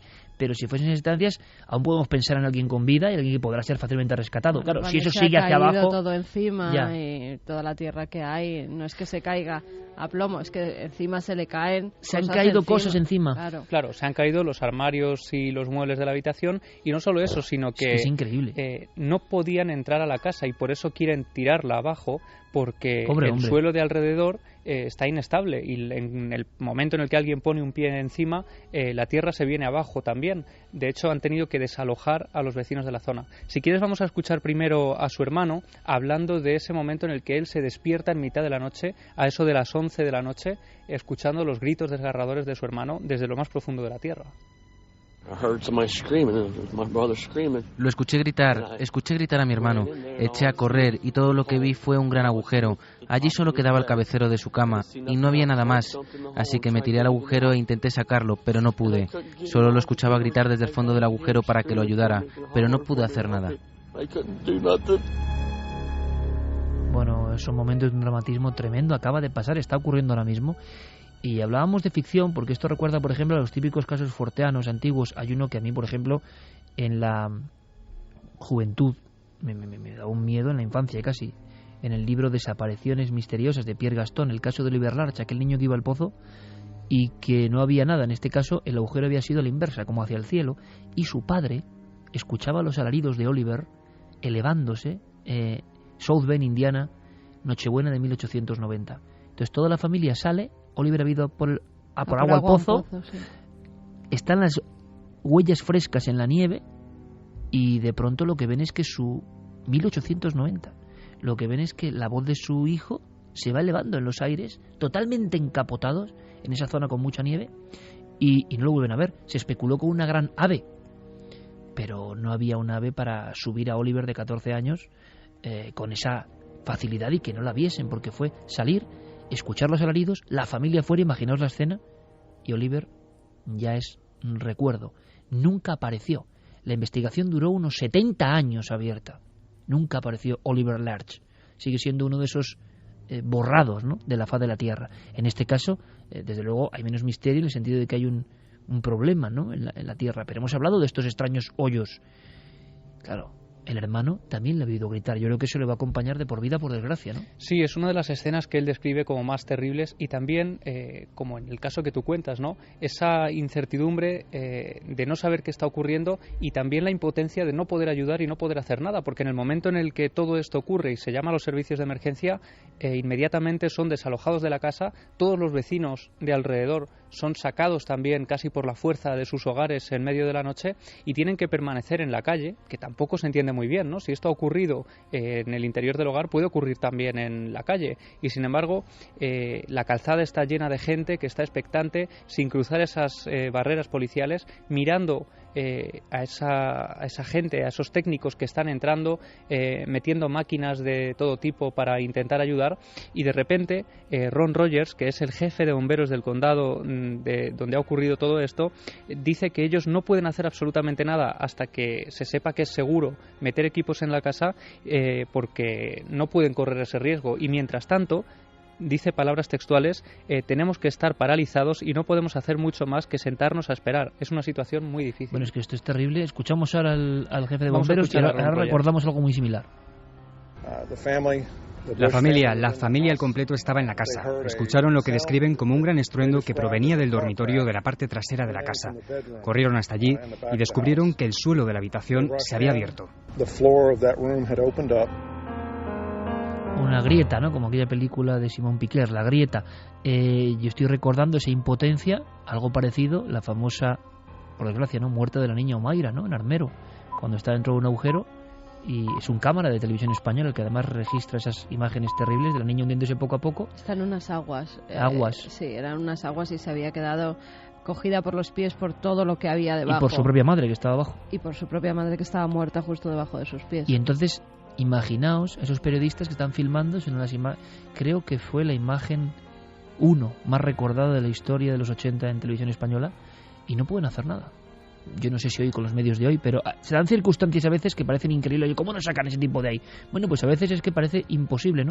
Con lo cual la impotencia y el disgusto de la familia tiene que ser increíble. Claro, es que aquí hay una maniobra que tienen que llevar a cabo actualmente, y es, como decíamos antes, derribar la casa. Ya se ha dicho que se va a hacer mañana por la mañana, van a tirar todos los muros de la casa. Pero lo dejan, o sea, no pueden hacer nada por meter un gancho, no sé, algo para sacar a ese hombre que igual está vivo ahora mismo en mitad de la oscuridad. Claro, no lo han escuchado hablar, pero precisamente por eso han metido importantes equipos de micrófonos para intentar captar cualquier voz, cualquier alarido, cualquier cosa. No se ha escuchado nada, y no solo eso, sino que ya han perdido varios equipos que han ido metiendo en ese agujero.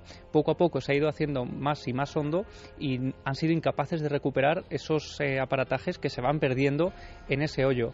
No solo eso, sino que ahora han empezado a surgir las voces de diferentes expertos de la zona. Por ejemplo, Taylor Yarkowski de Brooklyn es un experto en este tipo de pozos que aparecen de repente en medio de la montaña o en medio de esas ciudades que hemos visto en Cuarto Milenio, ¿no?, hace varias temporadas, y él hacía la comparativa de este tipo de agujeros como los agujeros que uno puede encontrar en un trozo de queso, decía, y sus palabras han alarmado bastante a la población, como decía, porque ha dicho textualmente que esto puede ocurrir en cualquier casa, y esto ha dado lugar a que la gente que había sido retirada casi por la fuerza de sus hogares vuelva a entrar para recoger sus pertenencias personales, y algunos estén pensando ya ahora mismo en vender sus hogares.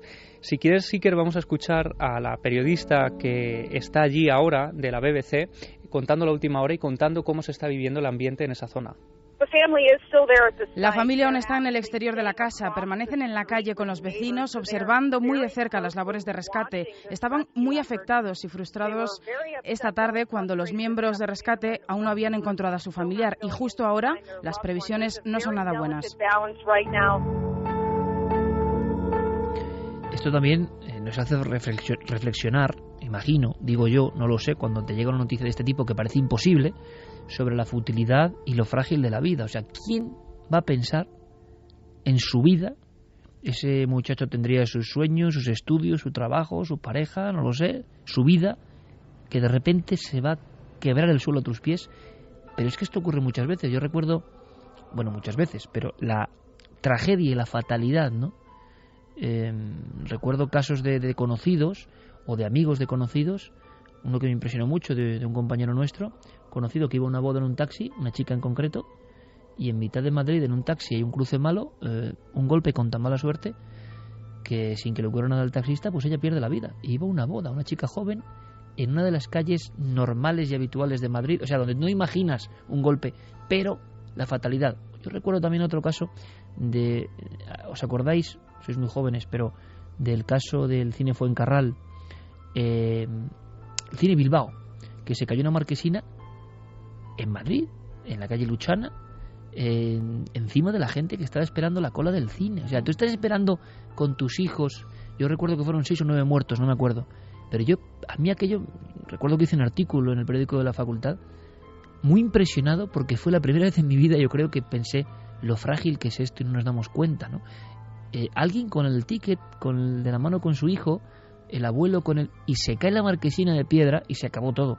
Entonces, otros casos por un viento en Madrid, recuerdo, porque impresiona mucho que en Madrid, que es algo tan estructurado, ¿no?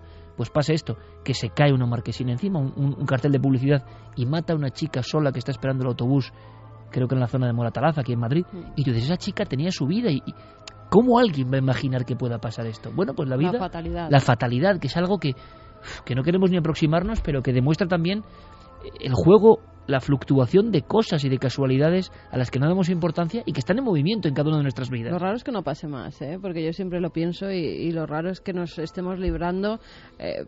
¿Tú te acuerdas de una vez que veníamos, yo creo que para la radio, hacía un viento espantoso y justo cuando pasamos detrás de un árbol se nos cayó una rama enorme que nos podía haber matado? Muy poquito después de que pasara uno de esos accidentes y pensamos, joder, es que nos podía haber pasado a cualquiera de nosotros. ¿Y tú recuerdas el equipo entero de Cuarto Milenio comiendo en Gran Vía, ahí en un sitio cerca donde teníamos gente de la oficina, salir en un sitio absolutamente de tránsito y que se caiga una cornisa con unas piedras impresionantes que nos hubieran matado, y que a Gerardo Peláez le hicieron, nuestro jefe de redacción, le hicieron una herida en la cabeza, cayó al lado del...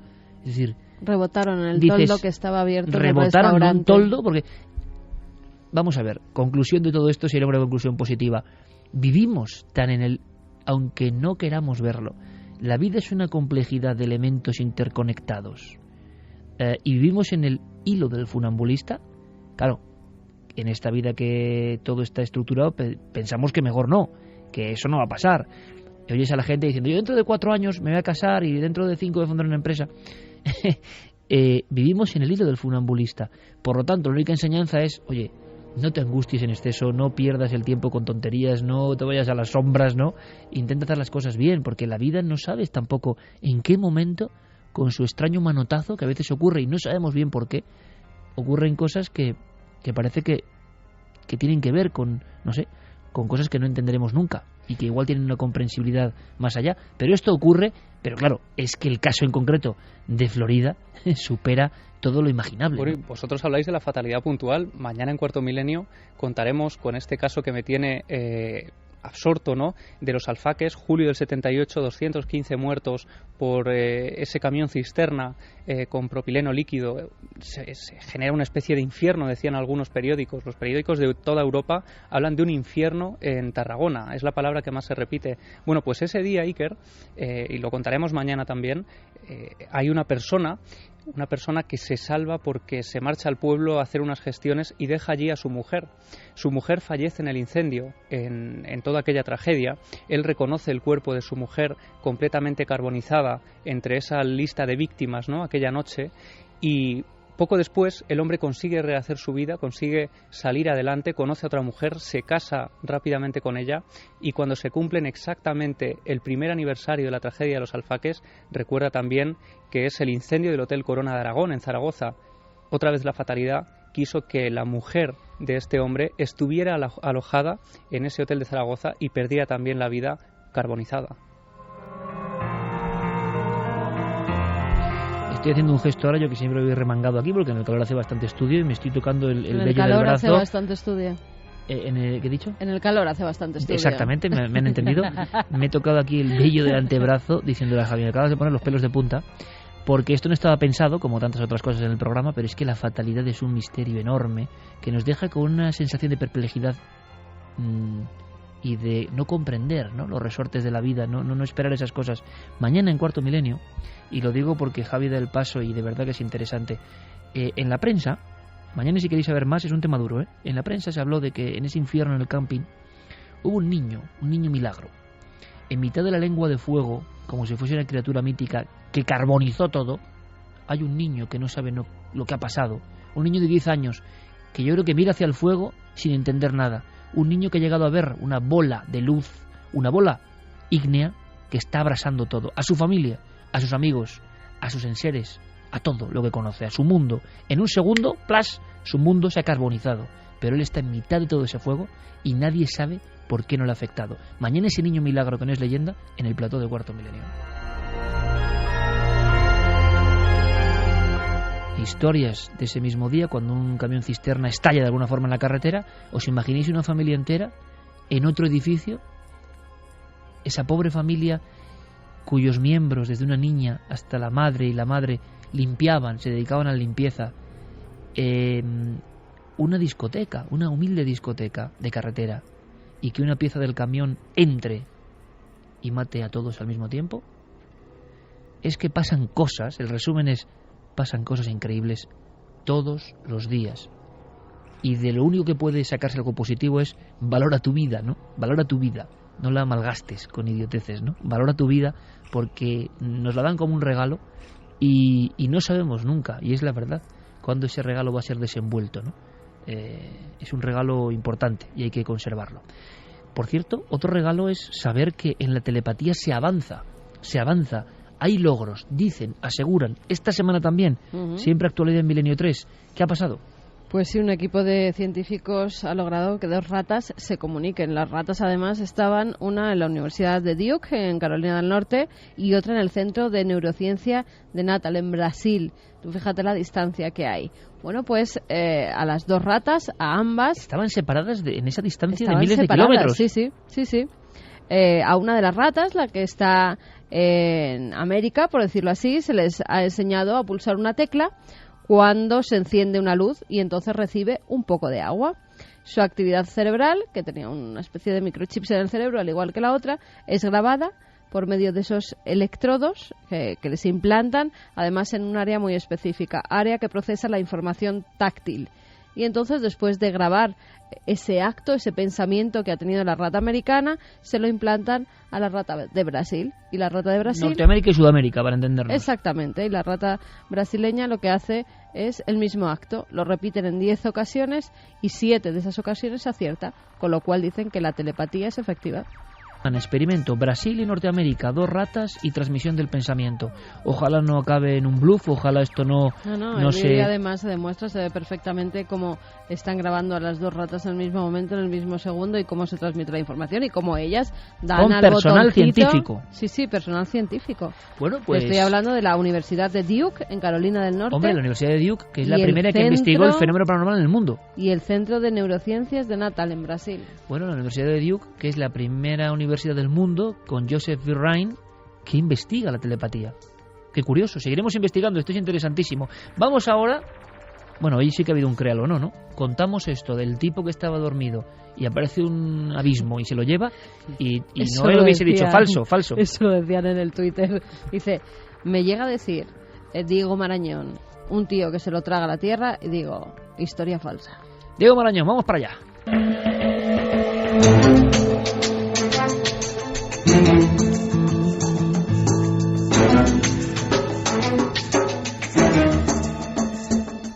Compañeros, San Vicente de la Barquera, conexión telepática, buenas noches. ¿Qué tal, Iker? Buenas noches. ¿Me recibes? Te recibo perfectamente. Teníamos una solución rápida. Resumimos la historia de la semana pasada. Sí, la historia de la semana pasada era uno de esos clásicos que traemos de vez en cuando a la sección, un clásico de las leyendas urbanas, que es la historia de ese buzo, de ese submarinista que aparece enredado en las ramas de los restos de un incendio forestal. Lógicamente, la explicación es que ha llegado ahí a través de un hidroavión que, a la hora de cargar líquido en el mar, se ha llevado por delante la vida de este pobre hombre y lo ha dejado ahí colgado. Iker, yo te comentaba que había una película española del año 89 que se llamaba El Puente de Varsovia. Si quieres, escuchamos un trocito que tiene que ver con esto, porque esa película en el año 89 fue la que de alguna manera disparó esta leyenda urbana en nuestro país. Cadáver de un hombre. Edad, unos 45 años. Posición, decúbito prono. En mi abdomen inferior se observa una herida contusa de unos 20 centímetros con evisceración de masa intestinal. Causa de la muerte, lesiones compatibles con traumatismo craneoencefálico y shock traumático. Mecanismo de la muerte compatible con precipitación desde una altura indeterminada.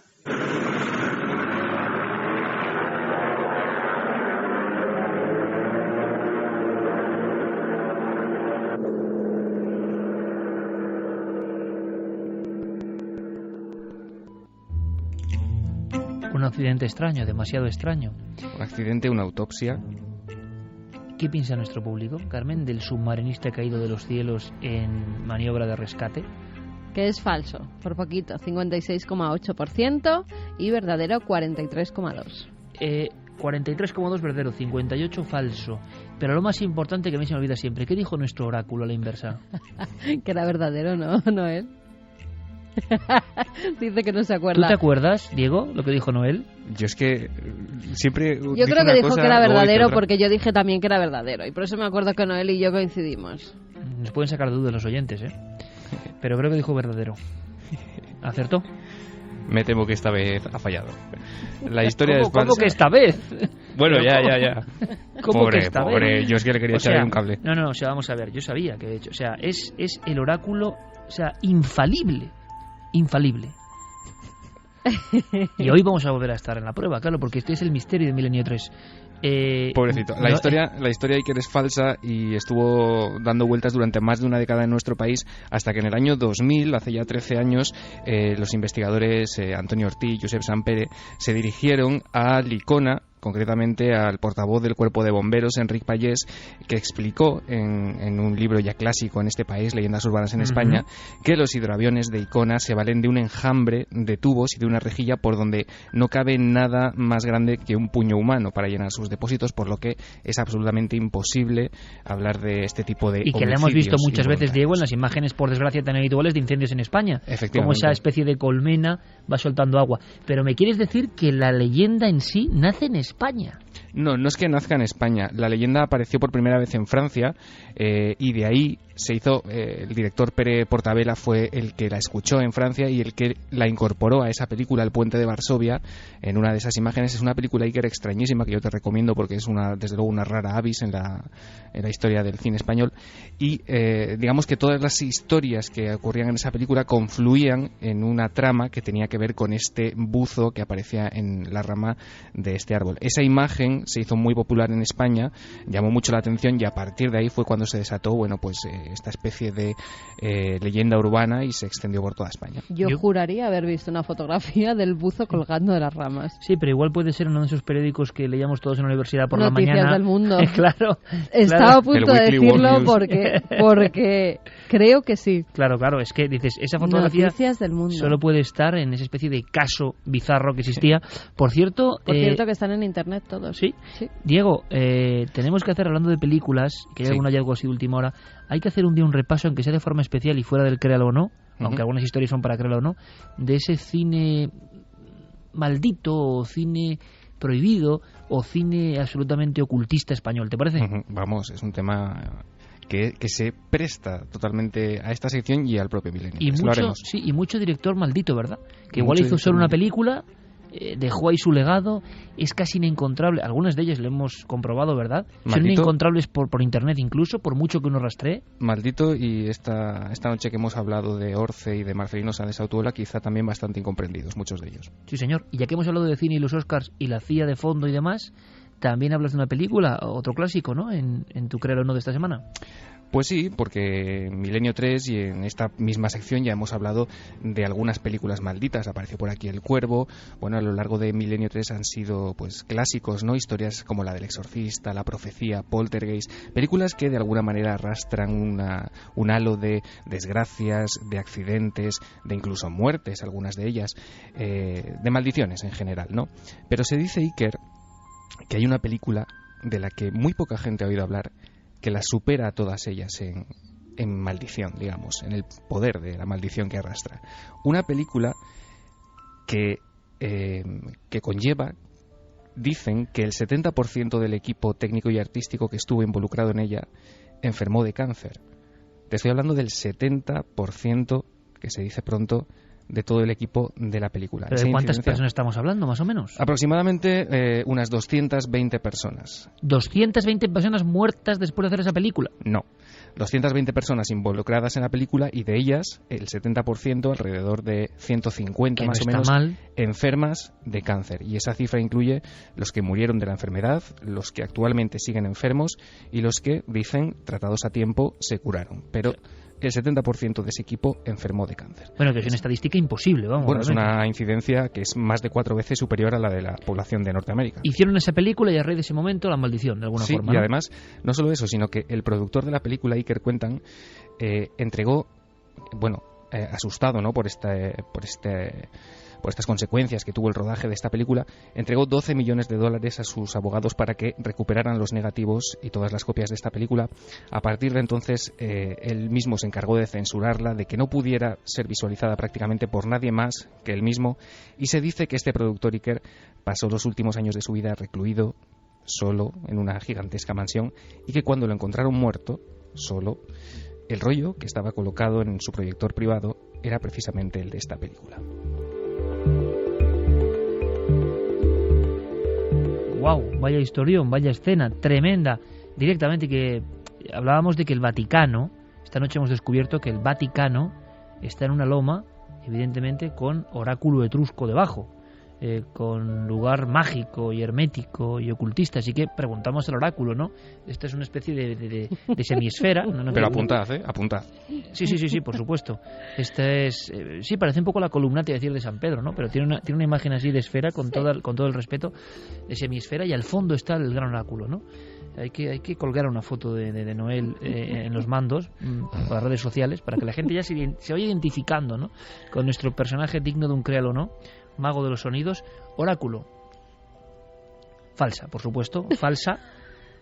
Absolutamente falsa. Claro, esto va a condicionar el voto. Es que ya, o sea, si Noel Calero dice falso, además lo he dicho, a mí me gusta mucho dice porque falso, no yo digo verdadero. No, porque es que no duda. O sea, Noel no es que piense, reflexione, ¿no? Es a bocajarro, o sea, como cuando pone las músicas, no me avisa y ¡pum!, lanza ahí un mortero musical, ¿no? Pues ahora dice que falso, no tiene la menor duda. Lleva muchos años en Milenio 3. Sabe ya de sobra cuando en historia tiene elementos para decir falso o verdadero. Falso. Que quede grabado, por favor. Me lo voy a apuntar yo aquí. 1353, oráculo etrusco del siglo XXI, falso. Lo resolveremos en 7 días, Diego. Por supuesto. La historia del agujero, por cierto, digna de esta sección, por desgracia, porque hay una vida humana en medio, pero que se demuestra que los hechos forteanos de alguna forma siguen ocurriendo, ¿eh? Pues con todo el respeto, porque ha muerto una persona, te digo que si lo llego a pillar, desde luego que es materia de esta sección. Un abrazo, compañero. Lo de las mil y una formas de morir que no te lo extrañas, crees. que no te lo crees y son tremendas. Buena semana, Diego. Gracias. Beso, chao. Más en Tarragona, en un pueblo concreto, Javier, nos llega una información de esta misma semana. Se hizo de día en mitad de la noche, un extraño o doble resplandor, los perros gritando, hay un poco de confusión. Decimos el pueblo por si alguien puede informarnos más. Sí, parece ser que esto ocurrió en Cornudella de Montsant, en Tarragona. Fue en la noche del martes al miércoles, martes 26 de febrero, a eso de las 5 de la madrugada. Es cuando de repente todos los perros de la localidad se despiertan alterados, empiezan a ladrar, despiertan a la gente del pueblo, y es entonces cuando, según esta información que nos ha llegado a través de un periodista de la zona, muchas personas salen de sus casas y completamente extrañados porque descubren que se ha hecho de día en medio de la madrugada. El fenómeno dicen que dura unos 30 segundos aproximadamente y que llegan a verlo alguno de esos 1000 habitantes que hay en el pueblo, pues alguno de ellos llega a ser testigo directo de todo esto. Nosotros no podemos ni quitar ni poner, simplemente hemos intentado investigar, nos hemos encontrado con ciertas dificultades, con informaciones también de que eso ha ocurrido. Si sabéis algo, vías de contacto abiertas como siempre, y nuestros investigadores, todos nosotros, estaremos muy atentos. Quizás sea otra señal, quién sabe. Mira, Diego nos manda un mensaje así como creo que de la cosa. Guillermo León es un crack, lo sabemos y lo sabéis, aunque no exista. Guillermo León y su existencia. Un robot, un ciberrobot, un cyborg de la NASA o de la SANA. ¿Existe o no Guillermo León? ¿Alguien le ha visto alguna vez? Dice Noel Calero no existe. Noel Calero además no dice sí o no, hace el gesto sí, ya como está. En los circos romanos, está, dedo para arriba o dedo para abajo. Es el Nerón de este equipo.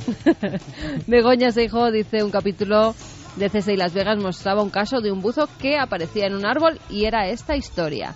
Gabriela Damilano: el tema de los hoyos en la Tierra me hace recordar un libro de Isaac Asimov que se llamaba Las amenazas de nuestro mundo, que leí hacia los años 80. Describía, entre otras cosas, lo que sucedería si un mini agujero negro fuera horadando lentamente la Tierra hasta que quedara como si fuera un queso. ¡Qué terrible! Otra de esas profecías. Borja Fernández, esa grabación de televisión fue algo increíble que dio la vuelta al mundo. Esas imágenes no las olvidaré nunca, jamás. La niña hablando para televisión española atrapada en el agua y con su madre debajo de ella fallecida. La niña murió pocas horas después. Fue algo de verdad que tocó a todo el mundo. O Mayra, ninguno de los que hayamos visto esas imágenes podemos olvidarlas, pero es la tragedia de Armero, que luego aquí años después comentamos con nuestro compañero Carlos Largo, un reportaje muy interesante de cómo pasaban cosas en Armero hoy, que es un auténtico cementerio en mitad de la lava seca de aquel y del barro, y donde muchas personas aseguran que se ven cosas escalofriantes, ¿no? Ismael y Leira Santiago dice: lo del hoyo es increíble, un verdadero misterio. ¿Habrá sido casualidad? ¿Por qué pasa justo donde hay una persona concreta durmiendo cuando está indefensa? Dark Boss, pero bueno, si tienen material para ir al espacio, ¿cómo no pueden sacar a este chico del hoyo? Con lo fácil que sería, también, ¿no? También uno lo piensa, evidentemente, ¿no? Sí, y bueno, y además es que se ha aceptado ya prácticamente que está muerto, porque sí, ya de lo dan hecho, por muerto. Dicen, claro, ya vamos a buscar el cadáver. Bueno, a veces ha habido milagros, de personas que llevan 7 días ahí con vida y sobreviven. El problema es que el alcalde ha decretado ya que se suspenda la búsqueda directamente de esta persona hasta que... Un poco rápido el alcalde, ¿no? Sí, hasta que consigan tirar todo. Vamos a dar la bienvenida a un nuevo milenario. En contraste, nos lo ¿no? pide Jennifer, un nuevo milenario que se llama Marco, que es su segundo hijo, que ahora los dos escuchan el programa pues mientras le toca la toma de la noche, que le gustó mucho lo de vida tóxica y que iba a reutilizar los biberones de su primer hijo, de Daniel, pero como son de 2011, que por si acaso ha decidido tirarlos todos y quedarse únicamente con uno de cristal. Toda precaución es con poca. la salud de nuestros hijos. Pues sí, la verdad es que sí. Nos mandaban también la foto de la tumba del perrito que hablábamos la semana pasada, que se había ido ya al cielo de los perros, y que bueno, le han puesto una plaquita en su caseta donde dice que se le recuerda a ese pastor alemán. Bueno, terminamos con historias más amables y con esos milenarios que se incorporan. Ha sido un honor, como siempre, hablar para toda esta maravillosa audiencia. Fermín Agustino, El Calero, Oráculo, gracias. Javier, mañana nos vemos con esa historia increíble, con ese niño milagro que perdió todo, pero que, cuidado, nos va a enseñar también la fuerza de la mente, cómo alguien supera eso, perder a su familia, a sus amigos, a todo, con una lengua de fuego que llega, ¿no? Pues lo aprenderemos mañana y muchas más cosas, porque Javier Pérez Campos tiene un pelotazo, una gran exclusiva. Mañana no solo es Noche en el Prado, sino también eso y mucho más. Gracias, Javi. Mañana nos vemos, Iker. Claro que sí. Mañana nos vemos. Sí, yo creo que sí, por ahí estaré. Y lo del Prado, a ver cómo queda y a ver cómo disfrutamos y a ver si, sobre todo vosotros, amigos oyentes, paséis una muy feliz semana. Un fuerte abrazo.